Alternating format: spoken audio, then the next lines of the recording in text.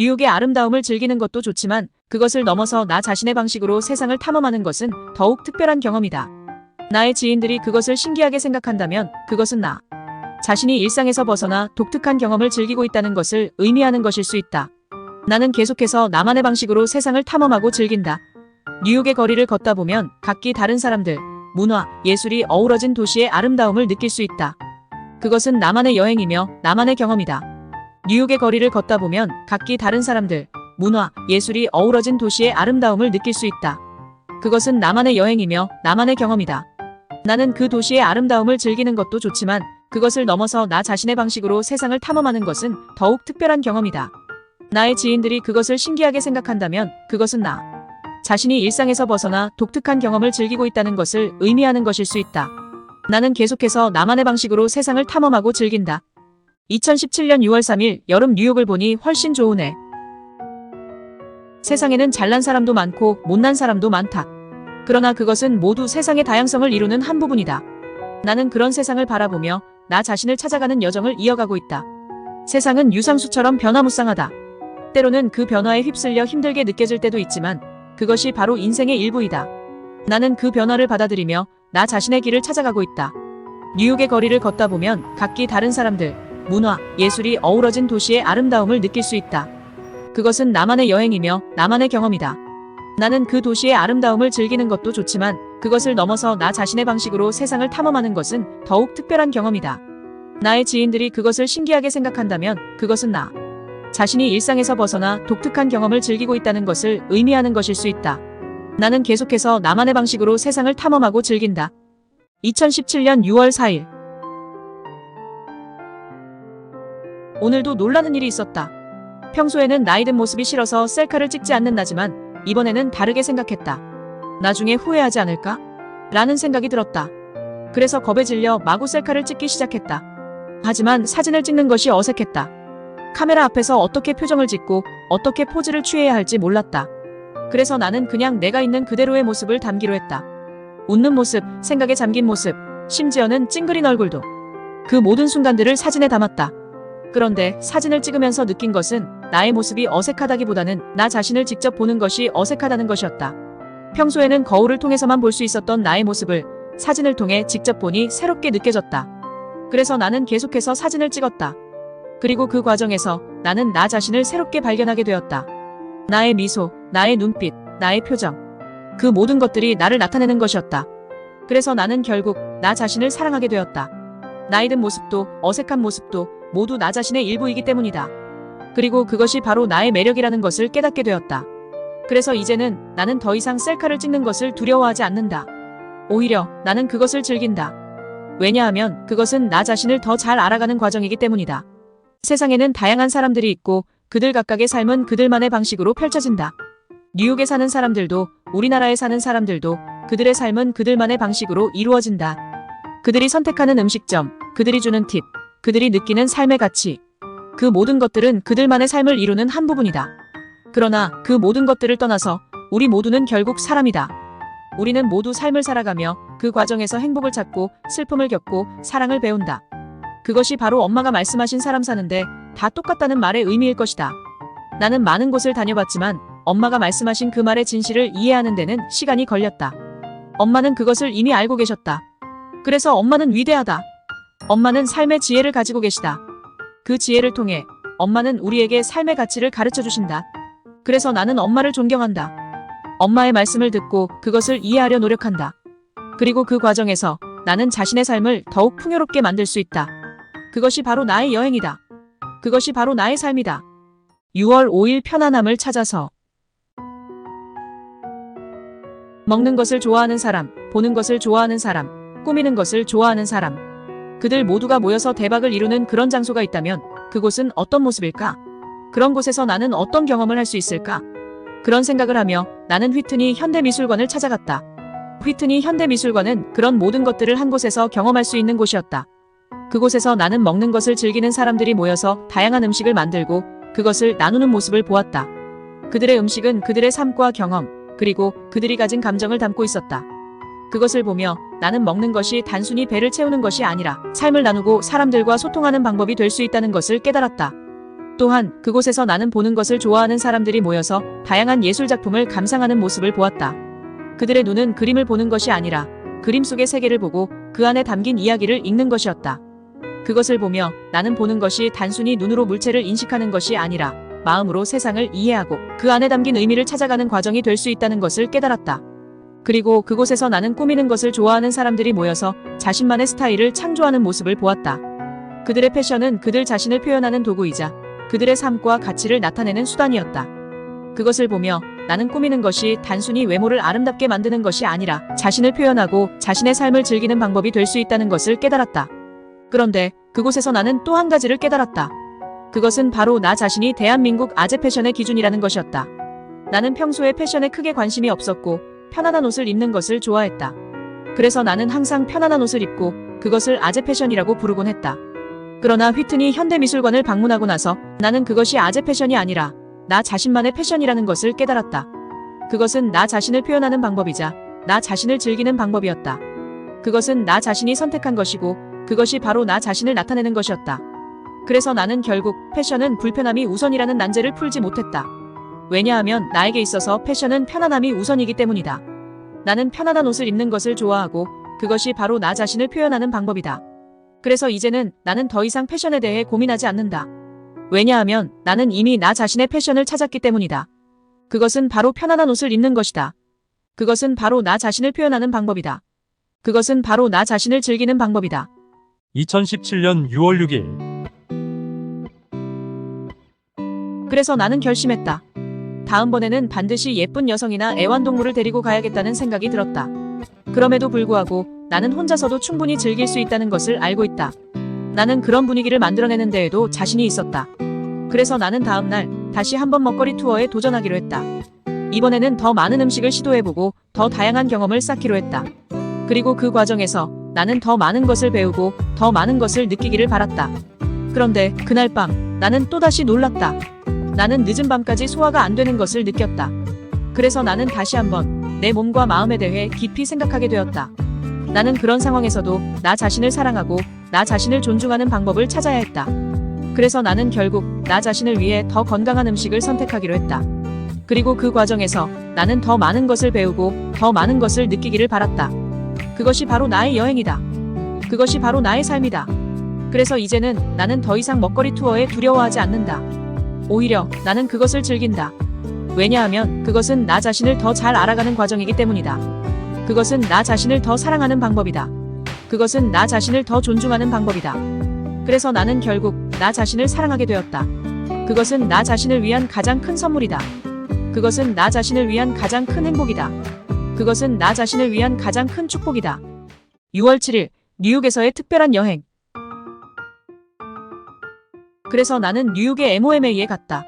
비가 와서 많은 관광객들이 피신한 것 같았다. 그 결과 뉴욕에서 가장 복잡한 곳이 된 것 같았다. 그럼에도 불구하고 나는 그곳에서 놀라운 경험을 했다.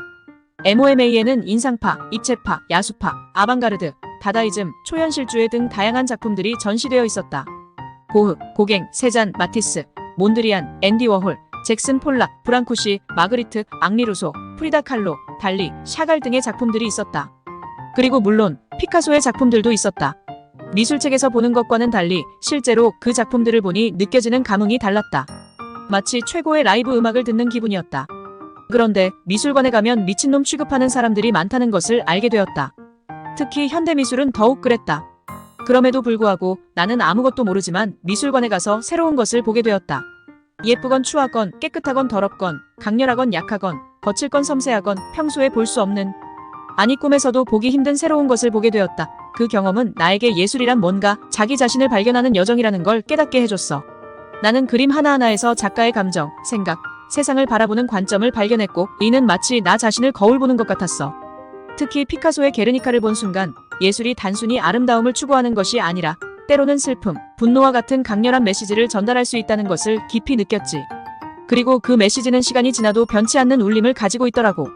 이제 나는 미술관을 단지 그림을 보러 가는 곳이 아니라 자신의 내면을 탐험하고 이해할 수 있는 곳으로 보게 됐어. 그렇게 나는 미술관에서 4시간이 넘는 시간을 보냈다. 밥도 안 먹고 계속해서 셔터를 누르며 사진을 찍었다. 그런데 그 모든 것들은 나에게 큰 의미가 있었다. 나는 그 사진들을 다시 꺼내보지 않을지도 모른다. 하지만 그것들은 나의 추억이고 나의 경험이다. 그것들은 나의 여행의 일부이다. 그것들은 나의 삶의 일부이다. 그래서 나는 그것들을 소중히 간직하고 있다. 그것들은 나의 보물이다. 그것들은 나의 가치이다. 그것들은 나의 자랑이다. 그러나 그날은 나에게 큰 무리가 되었다. 나는 너무 많은 시간을 미술관에서 보내고 너무 많은 사진을 찍었다. 그래서 나는 피곤하고 배가 고팠다. 그래서 나는 배가 고파서 햄버거 전문점에 들렀다. 메뉴는 양파링, 햄버거, 밀크쉐이크였다. 특히 밀크쉐이크는 한 잔 마시고도 한 잔 반이나 더 남아있을 정도로 양이 많았다. 그것은 칵테일을 만들 때 사용하는 스테인리스 쉐이크 잔에 담겨져 있었다.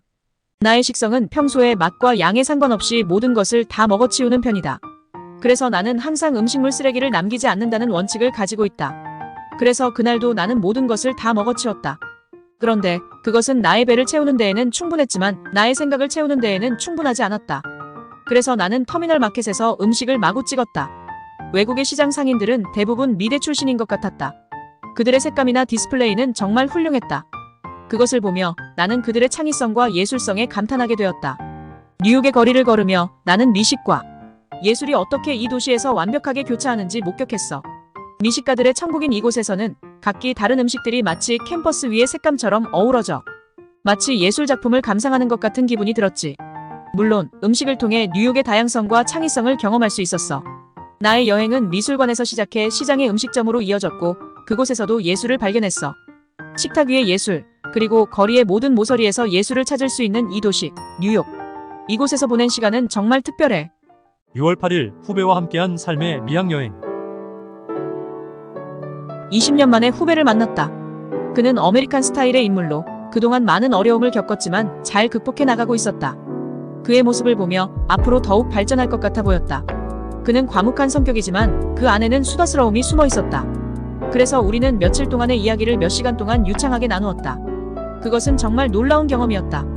그동안 우리는 연락을 주고받지 않았지만 페이스북을 통해 서로를 알게 되었다. 그리고 그것이 우리가 직접 만나게 된 계기가 되었다. 미국의 하드웨어에도 놀랐지만 사람들을 이어주는 소프트웨어에도 놀랐다. 그것은 그저 놀랄 뿐이다. 그래서 나는 생각했다. 잘 살아야 한다.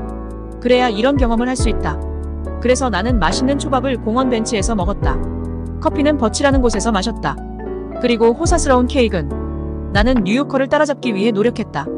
방귀가 잦으면 똥이 되듯이 흉내도 잦으면 뭐가 되려나. 잘 먹고 방귀를 뀌고 똥을 싸는 것으로 봐서는 힘들 것 같다. 하지만 그래도 나는 계속 노력할 것이다. 왜냐하면 그것이 바로 나의 여행이고 나의 삶이기 때문이다. 그래서 나는 뉴욕타임즈 앞 터미널에서 후배와 다시 만나기로 약속하고 2시간짜리 유람선을 타러 갔다. 일찍 도착했지만 나보다 시간 여유가 많은 사람들이 많아 놀랐다. 한국에서는 나보다 한가한 사람을 찾기 어려운데 말이다. 처음에는 모두가 차분하게 앉아 있어서 자리가 좋지 않은 사람들도 뷰를 즐길 수 있었다. 하지만 자유여신상이 점점 가까워지자 모두가 사진가가 되어 셔터를 팍팍 누르기 시작했다. 나도 그중 한 명이었다. 그런데 그런 상황에서도 소매치기가 만선의 기쁨을 누릴 수 있었을 것이다. 혹시 그런 일이 있었다면 그 사람도 그 순간을 추억으로 간직했을 것이다. 오늘의 풍경은 눈을 감고 찍어도 유명 사진작가 못지않은 작품이 나왔을 것이다. 그만큼 모두가 결정적인 순간에 최고의 감각으로 움직였기 때문이다. 하지만 사진을 찍느라 라이브 광경을 제대로 보지 못했다. 어제 미술관에서 한 짓과 다를 바 없는 일이었다. 순간을 영원히 간직하려다 그 순간 자체를 놓치는 짓이었다. 돌아오는 길에는 콘트라베이스에 맞춰 읊조리는 여성 보컬이 나른하게 들려왔다. 그래서 나는 와인과 스테이크를 먹고 싶다는 생각이 들었다. 혼자서도 고깃집, 횟집, 뷔페까지 가는 혼밥 전문가인 나지만 뉴욕의 그곳은 아직 나에게는 미지의 세계였다. 하지만 언젠가는 그곳에서도 음식을 먹어보겠다는 강한 의지를 가지고 있었다. 그래서 나는 식구의 중요성을 느꼈다. 나는 요즘 밥을 제때 못 먹는다. 입맛이 안 맞아서가 아니라 강렬한 시각적 자극 때문이다. 나는 옛날 말을 잘 안 듣는 놈이라는 것을 확실히 알았다. 금강산도 식후경이라는 말도 안 지키는 걸 보면 말이다. 하지만 그래도 먹는다. 그래야 살 수 있으니까. 그래서 나는 계속해서 뉴욕을 탐험하고 새로운 경험을 쌓아나갔다. 그 과정에서 나는 많은 것을 배우고 많은 것을 느꼈다. 그것은 나의 여행이었다. 그것은 나의 삶이었다. 그것은 나의 추억이었다. 그 여정의 마지막 날, 뉴욕의 밤하늘 아래 우리는 진지한 대화를 나눴어. 후배는 자신의 꿈과 미래에 대해 열정적으로 말했고 내가 배워야 할 교훈이 무엇인지 생각하게 됐지. 서로 다른 삶을 살아가면서도 우리는 경험을 통해 성장한다는 사실을 깨달았어. 생각해보니 뉴욕에서의 재회는 그저 우연하지 않았어. 이 모든 경험은 우리의 삶을 아름답게 만드는 미학 여행이었어. 뉴욕에서 보낸 시간은 추억으로 남을 것이고 뉴욕이 가진 에너지는 우리 각자의 삶 속에서 영감을 줄 거야. 그렇게 우리는 약속했어. 살아가면서. 6월 9일. 여행의 흥분은 참으로 강력하다. 유람선 투어라니 그저 생각만 해도 가슴이 두근두근한다. 그러나 이 흥분이 나를 밥도 잠도 제대로 못 챙기게 만들 정도로 나를 사로잡았다. 눈은 퍽퍽하고 마음은 설레이는 건 여행의 매력일까? 아니면 순수한 나의 흥분일까? 여행지에서 현지인처럼 후배가 주던 그 팁들이 문득 떠오르며 난 그 말을 실천에 옮겼다. 홀마컷에서 맞춤형 샐러드를 사서 과일과 채소, 연어와 계란을 푸짐하게 담아본다. 나의 입맛에 딱 맞는 느끼하지 않은 그 맛. 공원의 한가운데 테이블에 앉아 노숙자처럼 보이지 않게 조심스레 한 입씩 먹는다. 음식물을 구분 없이 쓰레기통에 시원하게 쳐넣는 그 순간 나는 여행자이자 이 도시에 잠시나마 일원이 된 기분이었다.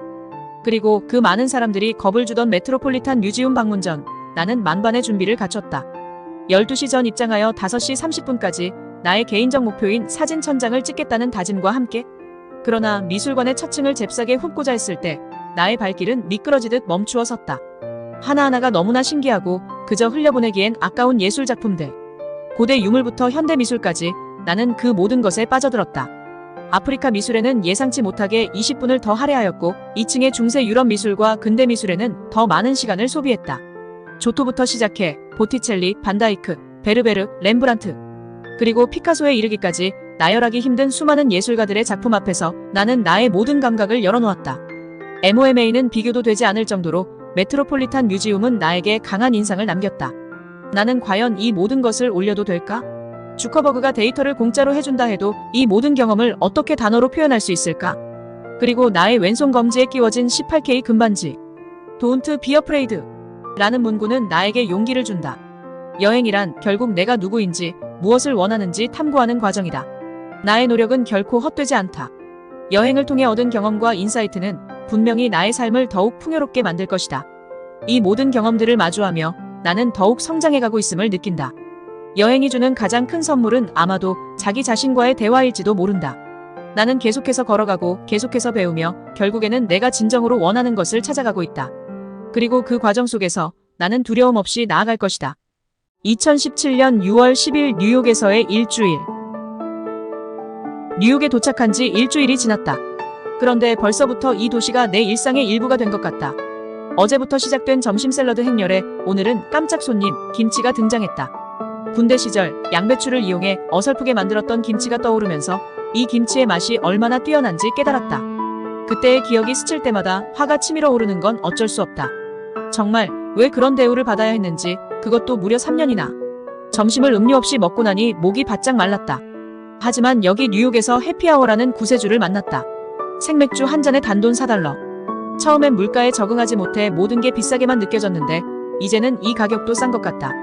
바텐더에게 5달러를 건네고 잔돈을 받으려는 순간 갑자기 내 입에서 영어가 터져나왔다. Keep the change. 오, 나도 모르게 멋진 영어 한마디를 쏘아 올렸다. 이런 순간을 위해 영어를 배웠나 싶다. 미국은 정말 볼 것이 많다. 수명을 다한 항공모함부터 우주비행선, 전투기, 잠수함까지. 그리고 물론 타임스퀘어 광장에서 볼 수 있는 홀딱 벗은 몸들까지. 솔직히 말하면 그중 몇몇은 굳이 보여줄 필요가 없는 몸매들이었다. 한 남자가 여자에게 사진을 같이 찍자고 제안하는 걸 봤는데 그 여자의 대답은 단호했다. No.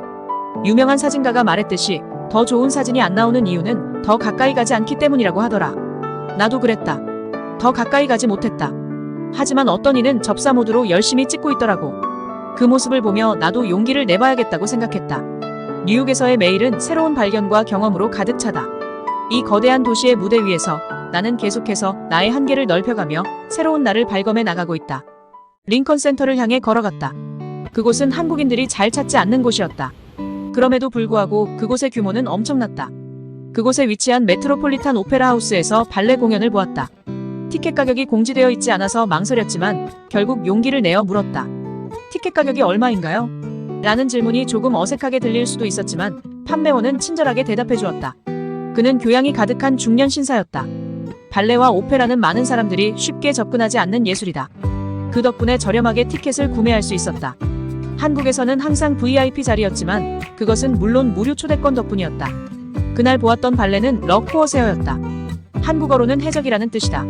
가볍고 밝은 분위기의 발레 공연이었기 때문에 억지스럽지 않게 흥이 나서 즐길 수 있었다. 발레를 자주 보는 편은 아니지만 나는 항상 끝을 보는 것을 좋아한다. 손끝, 발끝, 시선의 끝. 그날은 좀 뒷자리였지만 공연장의 수준이 높아서 멀리서도 시선의 끝처리가 보이는 듯했다. 멀리서 보는 것이 좋은 점은 오케스트라가 한눈에 보이고 무대에 닿는 토슈즈 소리가 덜 신경 쓰인다는 것이다. 발레를 볼 때 감탄의 함성은 발레리노의 아크로바틱한 움직임을 볼 때 가장 크게 나온다. 그러나 아무리 그래도 결혼식에서 신부가 주인공이듯이 발레리나의 사뿐한 움직임이 더 감동적이다. 그 중에서도 듀엣은 최고다. 발레리노의 도움을 받아 도약하는 발레리나는 와이어 액션을 하는 듯 가볍지만 더 자연스럽다. 그날 밤 밥대를 못 맞춰 집에서 샌드위치를 먹으며 맥주 한 잔을 마시는데 옥상에서 간단하게 파티를 하자는 제안이 들어왔다. 슈, 와이 나트? 라고 대답하고 파티에 참석했다. 에티를 못 벗어난 여자 2명, 남자 2명과 함께 먹다 남은 나초와 스파게티, 맥주, 보드카에 라임을 넣은 칵테일을 즐겼다. 영화에서 본 부모 몰래 연 파티 같았다. 어설프게 대마초까지 준비되어 있었지만 나는 금연을 하고 있어서 한번 쭉 빨아보지는 못했다. 그날 밤 술자리가 끝나고 나서 집에 돌아왔다. 어제 먹던 잭다니엘로 마무리했다. 며칠밖에 안 잤지만 밤늦게 집에 올 때도 취객을 볼 수가 없었다. 그것은 조용하고 평화로운 환경을 즐길 수 있다는 것을 의미한다. 이런 경험은 여행에서 얻을 수 있는 소중한 추억 중 하나다.